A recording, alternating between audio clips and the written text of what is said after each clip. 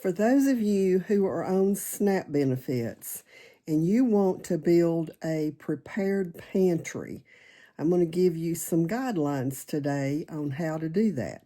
But before I get into that, I want to say thank you to everyone who has been praying for me. I am much better. My voice is better. Still have some cough and congestion. Hopefully I can get through this without it setting in. But I'm going to go ahead and start so that I can hopefully get through all of this. This is 10 things. Actually, there's 11 things here that you need to accomplish to start building a prepared pantry on SNAP benefits. This can work for anybody who wants to build a pantry on what you buy in the grocery store. So the first thing you need to decide, get this cleared up in your mind, that if a major disaster happens, the government will not be coming to save you. We learned that the hard way during Helene. FEMA finally showed up, but for what help they did, it was neighbors and, other people that showed up. And so get that, decide that right now that you're on your own unless you have neighbors or somebody like that will come and help you. But the first thing you need to do, get you a piece of paper and pencil, pen, something to write with, and make a list of 3 or 4 kinds of meats that you can either get fresh and put in the freezer, but I don't recommend really putting it in the freezer. I recommend having it in jars if you buy fresh. Otherwise, get meats that you can buy in cans. Now, that can include things like, of course, beef stew, chili, ravioli. If you've got small children, that would be a good choice, especially the meat ravioli. Cheese ravioli would be an alternate. And then, of course, things like salmon, tuna, chicken in the can. If you go back and look in my videos, I gave many examples of proteins. Also, peanut butter. Those are all proteins that you can have shelf stable. Then the next thing on your list is to list your family's favorite vegetables. You don't want to go and buy black-eyed peas if nobody in your family eats black-eyed peas. So, make sure you've got 6 or 8 kinds of vegetables that your family likes. And then, after that, you're going to want to do the same thing with fruit. Find 3 or 4 different kinds of canned fruits. You could also get dried fruit. Dried fruit and canned fruit both will last a long time. And then list at least 2 or 3 kinds of dried beans. You're going to want to have some dried beans in your pantry. And then the next thing would be list 6 to 10 different kinds of spices that your family uses on a regular basis. Spices and seasonings can make or break your palate if something major happens. And then you're going to want to find some kind of fat to include in your diet. Now, I recommend lard, tallow, butter, things like that. I have a video on canning butter that is not hard to do. Then you're going to want to have flour, sugar, cornmeal, baking soda, baking powder. Of course, obviously, if you're going to, if you're using self-rising flour, you may not need those. If you're buying cake flour, you might. It depends on what you would plan to make for your family.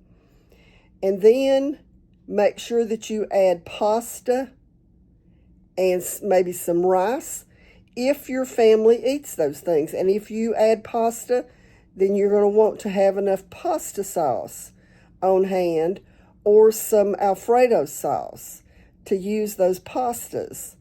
And those are things that are, that you can get in jars that are shelf stable. And then another thing you're going to want to do is add some jam, jellies, pickles, some things like that. If you've got canned potatoes and you've got canned pickle relish, make sure you've got some mayonnaise and some mustard and some barbecue sauce. All of those kinds of things on your shelf are going to expand what you can do with the food that you have in your pantry. And then also, and I'm going to say this, especially if you've got children, add some snacks. Look in your grocery store and find some, trail mix or some kind of fruit bars or, granola bars, something like that has, would have a long shelf life on it. And you can look at those dates on them. I don't put too much stock in those dates because, they want you to throw that stuff away so you can go buy more. But, find something that would give you at least a year of shelf date and then put that in your pantry.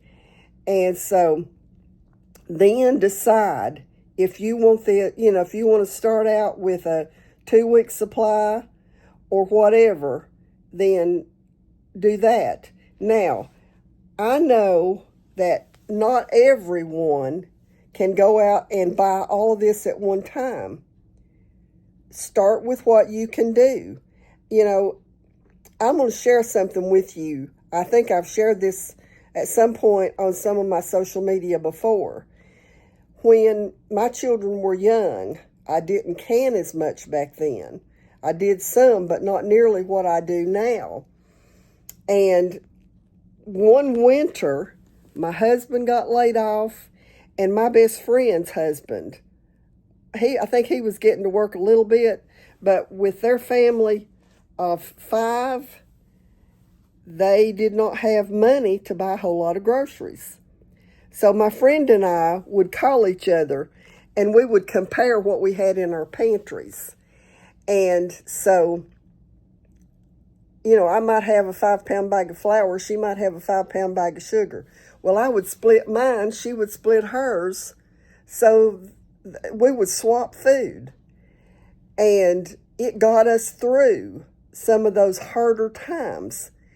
And so think outside the box when it comes to this stuff. That's what you call bartering. I'll give you this if you give me that. And so, and then whenever you're going shopping, always take a list. Don't just go in and haphazardly go through the store and start buying things. If you've got these lists of things that your family will eat, go in with the intention. First of all, look at the sale papers and see, is any of that stuff that your family eats on sale? If it is, go in with the intention of buying 1 extra or 2 extra or as many as you can extra of 1 or 2 things. And I promise you, if you do this over a period of time, you will have a stocked pantry. It may not be enough to last a year, but you will have extra stuff on your shelf that if an emergency happened, just like with me, today is really the first day that I've been up and about in a week. And so having shelf-stable food that could be just opened and warmed up has been a godsend. And, when my husband had shoulder replacement and hip and knee replacement last year. It just makes a major difference. And it's going to make a major difference whenever I go in for my shoulder surgery, for him to be able to warm things up and not have to go out and buy things and not have to spend a lot of time in the kitchen cooking. So if you've got questions about this, please message me. Leave a comment. Go into the information under the video. My email address will be there. Send me a message. I will help you figure this out. And, try not to buy junk to be, for a little while.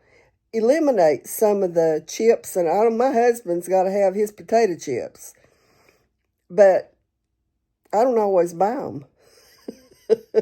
So, anyway, make sure if you have questions to send me a message. And hopefully I'll be back on track with regular videos. And so anyway, I appreciate all of you all. I started to say until the next time, but I appreciate everyone who has prayed for me the last week. I'm getting well faster than a lot of people that I know that have had this stuff. I know my cousin said she had been coughing for 2 weeks.